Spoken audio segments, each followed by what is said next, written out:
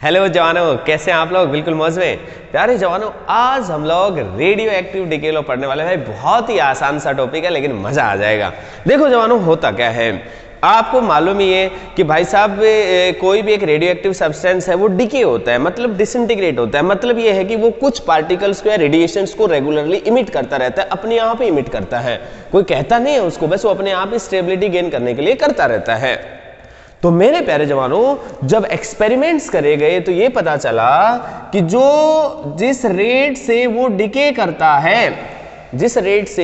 करता है, मतलब जो रेट ऑफ डिसइंटीग्रेशन है, जो रेट ऑफ डिके है, ये प्रोपोर्शनल होता है जितने नंबर ऑफ न्यूक्लियाई उस समय बचे रहते हैं। और ये क्योंकि वक्त के साथ इसका नंबर कम हो रहा है, इसलिए यहां पर हम माइनस भी लगाएंगे। मैं इस बात को थोड़ा समझाता हूं। मेरे प्यारे जवानों, लेट अस अज्यूम हमारे पास शुरुआत में t इक्वल टू 0 में हमारे पास n note number of nuclei थे। लेट कर रहे हैं हम, ठीक है। अब आप कहोगे जी n नोट का क्या मतलब? मान लो 1000 थे, ठीक है। कुछ समय पर जब आपने नोटिस किया, उस समय मान लो n न्यूक्लियाई बचे हुए हैं। अब कहोगे जी n बचे हुए, इसका क्या मतलब है? मान लो लेट अस सपोज 800 बचे हुए हैं, तो t से थोड़ा सा ज्यादा समय हुआ, t प्लस dt जो वक्त हुआ साहब, उस वक्त के दौरान यदि हम इस नंबर को गौर से देखें तो ये जरूर कुछ वैल्यू कम हुई होगी, d में से कोई चीज घट गई होगी। लेकिन डिफरेंशियल फॉर्म में लिखने के लिए हम d प्लस dn ही बोलते हैं। लेकिन एग्जैक्टली ये वैल्यू कुछ कम रही होगी, मतलब dn नेगेटिव में रहा होगा। मतलब ऐसा समझ लो कि भाई यहां से यहां तक नेगेटिव पॉजिटिव का लफड़ा मत करो यार। आप ये समझ लो कि यहां से यहां गए, थोड़े से समय dt के बाद t हो चुका है, इसके बाद मान लो ये 0 था, ये 10 साल हो चुके हैं, 10 ईयर्स हो चुके हैं। 10 ईयर्स के बाद में 1 सेकेंड के बाद, आफ्टर 1 सेकेंड dt समय के बाद हमने देखा dn न्यूक्लियाई डिसइंटीग्रेट और भी हो गए। इसका मतलब यह है कि इस समय जो उसकी रेट है डिसइंटीग्रेशन होने की, dn डिसइंटीग्रेट हुए। कितने समय में डिसइंटीग्रेट हुए साहब? dt डिसइंटीग्रेट हुए। इसको हम बोलेंगे रेट ऑफ डिसइंटीग्रेशन। ये अभी कितने प्रेजेंट थे? 800 प्रेजेंट थे, तो 800 पे डिपेंड करेगा। कुछ सालों के बाद, मान लो 50 साल के बाद आपने देखा, मान लो ये उस समय बचे थे 600। तो मेरे प्यारे जवानों, अब जो है पहले मान लो ये 1 सेकंड में 1 डिसइंटीग्रेशन होता था या 10 डिसइंटीग्रेशन होते थे, लेट अस सपोज। अब ये 1 सेकंड में 10 इंटीग्रेशन नहीं होंगे, अब ये 600 बचे हैं, तो मान लो 1 सेकंड में 8 इंटीग्रेशन होंगे।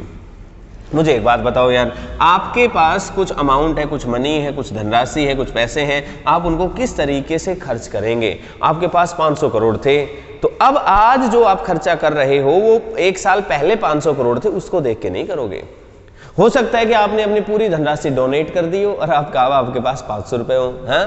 तो भाई अब आप खर्चा अपने 500 रुपए के हिसाब से करोगे, ना कि 500 करोड़ के हिसाब से। उस समय आप कर सकते थे, उस समय 500 करोड़ थे तो 500 करोड़ के हिसाब से खर्चा करा आपने। अब आपके पास है 500 रुपए, तो 500 रुपए के हिसाब से ही खर्चा करेंगे। वही बात है कि यहां पर जो न्यूक्लियाई, नंबर ऑफ न्यूक्लियाई कितना डिसइंटीग्रेट होंगे 1 सेकंड में, इसको हम रेट ऑफ डिके बोलेंगे और द रेट ऑफ डिसइंटीग्रेशन बोलेंगे। ये डिपेंड करेगा कितने न्यूक्लियाई अभी बचे हुए हैं। मेरे प्यारे जवानों, यदि हम यहां पर लिखें dn by dt will be equal to proportionality constant को हम यहाँ लैम्डा से रिप्रेजेंट करते हैं। इस माइनस के निशान को मैं इधर लेकर जाऊं, भाई साहब dn बाई dt की वैल्यू आ जाएगी यहाँ पर माइनस लैम्डा इंटू n। प्यारे जवानों, ये सेम तरह के वेरिएबल्स हैं, तो एक तरफ रखिए। तो इसका मतलब हमारे पास dn बाई n की वैल्यू कितनी आ जाएगी बेटे? Minus lambda into dt। अब हम मानते हैं कि शुरुआत में t इक्वल टू 0 पर n नोट थे and let t equal to t पर नंबर ऑफ न्यूक्लियाई n है। इसका मतलब यदि अब हम इसको इंटीग्रेट करते हैं कि किसी समय पर कितने न्यूक्लियाई बचेंगे, जब समय 0 था, अब समय t है, तो उस समय, जब समय 0 था तो उस समय n नोट थे, और जब समय अभी t है तो उस समय n न्यूक्लियाई है, तो n कितने बचे हैं ये हम यहां से निकाल पाएंगे। dn बाई एन का इंटीग्रेशन आपको पता है, it is ln n log natural n, और इसकी लिमिट है भाई साहब n नोट से लेके n तक, और इसका इंटीग्रेशन आ जाएगा lambda into T, limit is from 0 से t। लिमिट पुट करेंगे तो प्यारे जवानों ये बनेगा ln, ये वैल्यू यहाँ पे पुट कर दो, माइनस ln n नॉट, और वैल्यू आ जाएगी माइनस लैम्डा इंटू टी। इसके अंदर पुट करोगे 0 का तो 0 हो ही जाएगा। और log का रिलेशन है बेटे, log m minus log n की वैल्यू होती है log m minus n, log m by n, इसका मतलब ln n divided by n naught, this will be equal to minus lambda into T. I hope मेरे प्यारे जवानों ये बात आपको अच्छे से यहाँ तक समझ में आई होगी। यहाँ पर यदि अब अपन log का एंटी log ले लें, यदि हम यहाँ पर एक्सपोनेंशियल ले लें तो कुल मिलाकर ये वैल्यू बचेगी। log को हम कैंसिल करें तो दूसरी तरफ जो इसकी पावर है, जो इसका बेस है वो e होता है, तो यहाँ पर बन जाएगा e की power minus lambda into T, और यहाँ से हमारे पास n की वैल्यू आ जाएगी n नोट e की power minus lambda into T. मतलब यदि हम यहां देखें तो ये n है जितने नंबर ऑफ न्यूक्लियाई अभी बचे हैं t टाइम पर। n नोट वो है जब t इक्वल टू 0 था उस समय लिए थे। e एक्सपोनेंशियल फंक्शन है और लैम्डा जो है ये डिके कांस्टेंट है। हम डिके कांस्टेंट को यहां से डिफाइन अभी करेंगे। क्या आपको यहां तक समझ में आया? अब जी डिके कांस्टेंट को किस तरीके से डिफाइन करें उसको देखते हैं, लेकिन उससे पहले छोटा सा ग्राफ और देख लेते हैं। यदि हम n का ग्राफ देखें टाइम के रेस्पेक्ट में तो प्यारे जवानों जब समय की वैल्यू 0 थी, t की वैल्यू को 0 पुट करोगे तो e की पावर कितनी हो जाएगी 0, और e की पावर 0 1 होती है तो n नोट आंसर आ जाएगा। इसका मतलब n नोट है जब t इक्वल टू 0 था उस समय। और बाद में एक्सपोनेंशियल फंक्शन का ग्राफ इस तरीके का होगा, घटते घटते घटते घटते घट जाएगी, ये वाली वैल्यू होगी। ध्यान रहे नीचे वाले एक्सिस को कभी टच नहीं करेगी। ये बात समझ में आई? अब यदि हम डिके कांस्टेंट को डिफाइन करना चाहें बेटे तो डिके कांस्टेंट को हम दो तरीकों से डिफाइन कर सकते हैं। कैसे कैसे डिफाइन कर सकते हैं डिके कांस्टेंट को? अब मैं डिफाइन करके बता रहा हूं। डिके कांस्टेंट क्या होता है? ये जो इक्वेशन आई है this is the radioactive decay law, ये इसका ग्राफ आ गया है, number of nuclei left at any time T. ठीक है, अब यदि हम रेडियोएक्टिव डिके लॉ को डिफाइन करें तो एक तो हम यहां से ही डिफाइन कर सकते हैं।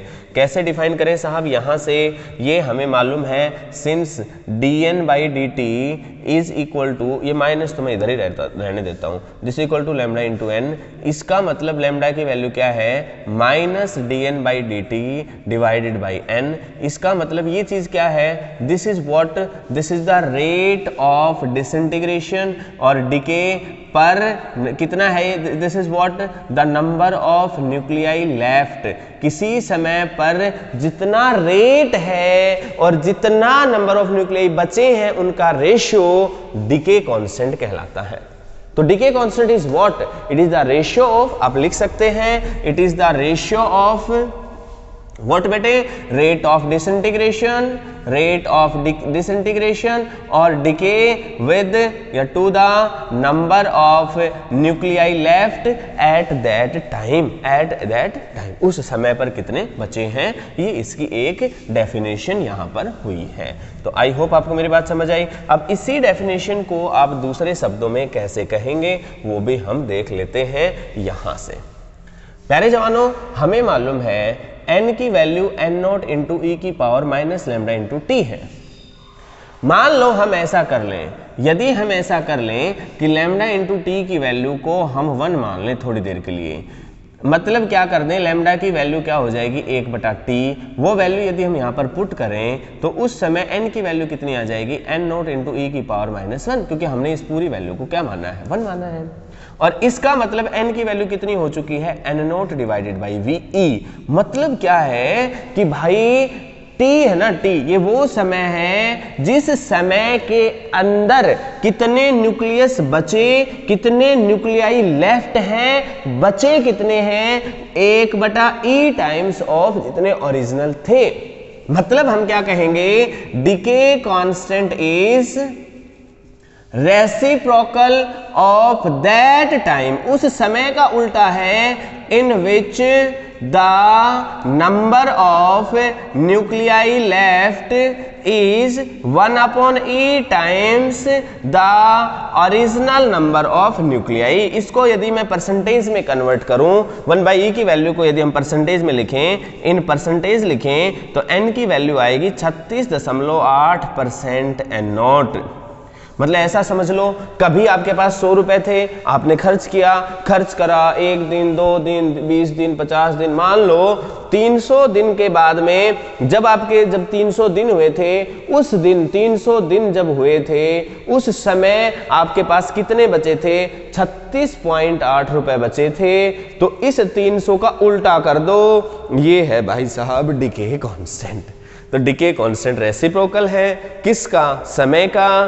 किस समय का? जिस समय के अंदर जितने ओरिजिनल हमने लिए थे उसका 36.8 बच जाएगा। ध्यान रखना बेटे, लेफ्ट है, जितना बच गया है ये वो वक्त है। इसका उल्टा करें तो डिके कांस्टेंट है। प्यारे जवानों, डिके कांस्टेंट की यूनिट की मैं बात करूं तो भाई साहब यूनिट तो आएगी सेकंड का उल्टा, क्योंकि टाइम का उल्टा है तो सेकंड इनवर्स। हालांकि प्रैक्टिकल केसेस में ये ईयर्स में आ सकती है, डेज में आ सकती है, तो ये आप अलर्ट रहें, मोड में रहें। डेज इनवर्स या ईयर्स इनवर्स आए तो कोई बात नहीं है, लेकिन इसका मतलब था वो मैंने आपको समझाया। क्लियर है? अब मेरे प्यारे जवानों, यहां पर एक टर्म और आती है जिसको हमें समझना बहुत जरूरी है। This is the half life, आधा लाइफ। इसका मतलब पता है क्या है? आज आपके पास 100 रुपए हैं, आज आपने खर्च किए, लेट सपोज 5 दिन जैसे ही हुए आपके पास उस समय 50 रुपए थे। इसका मतलब आपके लिए इस पैसे खर्च करने का जो हाफ लाइफ था वो 5 दिन था। इसका मतलब है कि अगले 5 दिन में ये 25 हो जाएंगे। ध्यान रखना, पहले 5 दिन में 50 खर्च हुए थे, अगले 5 दिन में 25 बचेंगे, अगले 5 दिन में 12.5 बचेंगे, और ऐसे ही ये प्रोसेस चलता रहेगा। मतलब टी हाफ भी बोलते हैं इसको। आपने केमिस्ट्री में, केमिकल काइनेटिक्स में भी इसकी फर्स्ट ऑर्डर रिएक्शंस में इसकी बातें पढ़ी होंगी, इस जैसी ही बातें पढ़ी होंगी, लेकिन चलो कोई नहीं, हम यहाँ पर पढ़ रहे हैं, घबराने की आवश्यकता नहीं है। तो टी हाफ क्या है, हाफ लाइफ क्या है? It is the time taken, it is the time taken in which the number of nuclei left is half of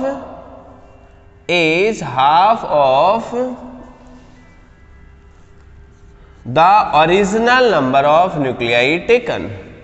Half of the original number of nuclei taken। मतलब क्या बताया मैंने? Time taken है। किसका time taken है? जिस समय के अंदर जितने न्यूक्लियाई आपने लिए थे उसका कितना बचे। It is the time taken in which the number of nuclei left, number of nuclei left. या हम ये भी कह सकते हैं आधे खर्च हो गए या आधे बचे, बात तो एक ही है। तो हम ये भी कह सकते हैं it is the time taken in which the number of nuclei disintegrate या decayed is half of the original taken. तो प्यारे जवानों, अब हमारे पास मान लो t इक्वल टू 0 पर n नॉट थे, तो t equal to T half में जब एक हाफ लाइफ आ चुका है उस समय वैल्यू हो जाएगी n नॉट बटा 2। ये बचे हुए हैं और हमें तो मालूम है n की वैल्यू क्या होती है, n नॉट e की power minus lambda into T. तो यहाँ पर यदि हम इसकी वैल्यू रख दें, this is n naught by 2, this will be equal to n naught e की power minus lambda into T.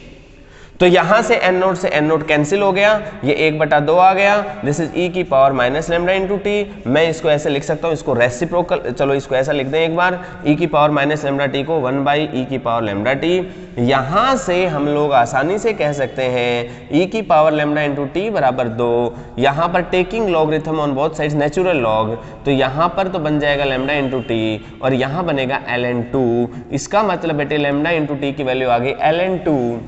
मेरे प्यारे जवानों, ln2 को मैं इधर लिख देता हूं भाई, ठीक है। अब मैं यदि यहां पर देखूं लैम्डा इंटू टी बराबर ln इंटू 2 है। log ln का मतलब क्या होता है, log 2 to the base e। हम इसको बदल सकते हैं 2.303 log 2 टू द बेस 10 और इसकी वैल्यू होती है भाई साहब 0.3010, कुल मिलाकर ये लैम्डा इंटू टी आया। तो यहां से जो टाइम था, ये टाइम की वैल्यू को क्या पुट कर दोगे, जब आधा हुआ है तो ये टी हाफ हो जाएगा, हर जगह टी हाफ कर दोगे इस टी को, जहां भी टी दिख रहा है उसको क्या कर दो, टी हाफ, क्योंकि जब समय हमने कहा टी हाफ था।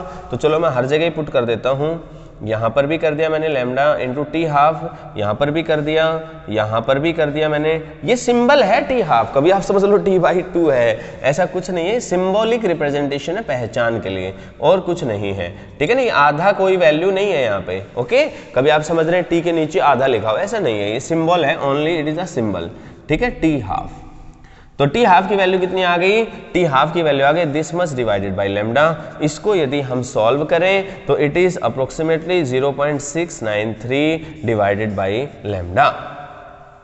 देख लेना, गुणा करके देखोगे, 3 से करते हो, 3 तिया 9, 0, 3 तिया 9 और 3 दूनी 6, लेकिन ये 1 था, उसका इफेक्ट आ जाएगा, तो कुल मिलाकर 0.693 आना है। तो ये टी हाफ बच गया है हमारे पास। तो प्यारे जवानों, ये एक हमारे पास रिलेशन बना, टी हाफ का रिलेशन बन गया है लैम्डा के साथ। यहां से आप इसको कंटिन्यू कर सकते हैं। क्लियर है। अब यहां पर दो बातें आती हैं कि हाफ लाइफ की सिग्निफिकेंस क्या है। सिग्निफिकेंस ऑफ हाफ लाइफ, पहली बात, it gives information regarding the stability. More half life, जितना हाफ लाइफ ज्यादा होगा इसका मतलब मोर स्टेबिलिटी, स्टेबिलिटी भी ज्यादा होगी, ज्यादा हाफ लाइफ ज्यादा स्टेबल होगा। और दूसरी बात हमें यहां से एक और पता चलती है, वो मैं आपको बताता हूं, एक बहुत ही इंटरेस्टिंग रिजल्ट हमें पता चलता है। क्या है वो मैं बता देता हूं। हम यहां से ये बता कर सकते हैं कि कितने हाफ लाइफ के बाद कितना मटेरियल बचा हुआ है। We can find a relation also from here, let us now see. देखो भाई, मान लो शुरुआत में हमारे पास n नोट थे, जब समय हमारा 0 था। जब एक हमारा टी हाफ हुआ उस समय हमारे बच गए n नोट बटा 2। मतलब एग्जाम्पल के तौर पे जब समय हमारा 0 था, ये हमारे 100 थे। जब हमारा ये समय हो गया मान लो 10 सेकंड, तो भाई साहब ये हो गए 50। मान लो ये हाफ लाइफ है हमारा, जो भी काम है उसके लिए। अब यदि हमारा समय हो गया इसका 2 गुना, मतलब हमारा समय हो चुका है 20 सेकंड, मतलब अगले 10 सेकंड में ये इससे आधा हो जाएगा, दैट इज 25। मतलब हम लिख देंगे यहाँ पे n नोट डिवाइडेड बाई 2 तो पहले ही था, इसका भी आधा कर दो, मतलब इसको हम लिख सकते हैं n नोट डिवाइडेड बाई 2 की पावर n, मतलब 2 की पावर 2। यदि 2 हाफ लाइफ थे तो यहाँ पावर 2 आ गई। मान लो यहाँ पर 3 हाफ लाइफ हो चुके थे, मतलब एक 10 सेकंड और जोड़ दो इसमें, मतलब 30 सेकंड के बाद भाई जितना था उससे भी आधा हो जाएगा, 25 से भी आधा हो जाएगा। मतलब भाई जितना यहाँ था n नोट डिवाइडेड बाई 2 की पावर 2 था, इसका भी आधा कर दो। कुल मिलाकर ये है n नोट डिवाइडेड बाई 2 की पावर 3। और इसी तरीके से यदि हमारे पास n हाफ लाइफ आ चुके हैं तो हमारे पास क्या बचेगा, n नॉट डिवाइडेड बाई 2 की पावर n। इसका मतलब ये है, हम इसको ऐसे लिख सकते हैं कि जो amount left after n half lives will be equal to n naught divided by 2 की power n, where n is the number of half lives. कितने हाफ लाइफ हो चुके हैं, 1 2 5 7 ऐसे। सवाल ये उठता है कि कैसे निकालें नंबर ऑफ हाफ लाइव्स को। How can we find the number of half lives. Number of half lives को किस तरीके से कैलकुलेट करें, मतलब छोटे वाले n की वैल्यू को कैसे कैलकुलेट करें। तो भाई जैसे हमने यहां पर लिया था, मैंने अभी मिटा दिया, 10 लिया, फिर हमने 20 लिया, फिर हमने 30 लिया, फिर हमने 40 लिया। मान लो इस समय तक कितने हाफ लाइफ हुए, तो जितना हाफ लाइफ था उससे भाग कर दो इसको, 4 हाफ लाइफ हुए। इस समय तक कितने हुए, 30 डिवाइडेड बाई 10 3 हाफ लाइफ हुए। इस समय तक कितने हुए, 20 बटा 10 2 हाफ लाइफ हुए। इस समय तक कितने हुए, 10 बटा 10 1 हाफ लाइफ हुआ। मतलब हम क्या कर रहे हैं, जो गिवन टाइम है, जिस समय में आपको बताना है कितने हाफ लाइफ हुए, उसको टी हाफ से डिवाइड कर दो। मान लो फॉर एग्जाम्पल किसी का हाफ लाइफ है 10 साल 10 ईयर्स, या ले लो 5 ईयर्स है। मैंने आपसे पूछा बताओ 25 ईयर्स के बाद कितना बचेगा। तो इसके लिए पहले मेरे को ये बताना पड़ेगा कि नंबर ऑफ हाफ लाइफ कितने आएंगे। तो 25 साल में कितने हाफ लाइफ आ चुके होंगे, 5। 5 हाफ लाइफ आ चुके होंगे, तो उसकी क्वांटिटी कितनी बची होगी, एन नोट जो ओरिजिनल थी उस पे नीचे भाग दे दो 2 की पावर 5, ये बचा होगा। ठीक है, जैसे मान लो मैं आपसे कह दूं कि किसी का half life, let us suppose half life है 3, और मैंने कहा 9 साल के बाद आप बताओ, 3 इयर्स है मान लो हाफ लाइफ, 9 इयर्स के बाद बताओ, तो पहले नंबर निकालोगे, जो समय था वो डिवाइडेड बाई ये था, this will be equal to 3, ये नंबर आया हाफ लाइफ का। अब बात आती है कि बचा कितना होगा, तो एन नोट डिवाइडेड बाई 2 की पावर 3, ये बचा होगा। ठीक है, 2 की पावर 3 कितना होता है साहब, 2 दूनी 4 दूनी 8, ये बचा होगा। अब करके भी देख लो, इसको छोटा सा लिया था इसी वजह से कि भाई पहले t इक्वल टू 0 पर तो एन नोट था, जैसे ही 3 साल हुए तो आधा हो गया, जैसे ही 6 साल हुए, अगले 3 साल हुए, इसका भी आधा हो गया, और जैसे ही 9 साल हुए भाई इसका भी आधा हो गया, वही आया देखो। ठीक है, तो कितने हाफ लाइफ के बाद कितना बचा होगा, we can easily find this value. तो प्यारे जवानों, ये थी कुछ छोटी मोटी बातें रेडियो एक्टिविटी से रिलेटेड, रेडियो एक्टिविटी के लॉ से रिलेटेड। इसके बाद एवरेज लाइफ की बात भी है, लेकिन वो नेक्स्ट वीडियो में होगी। आज के लिए इतना ही, good bye and take care.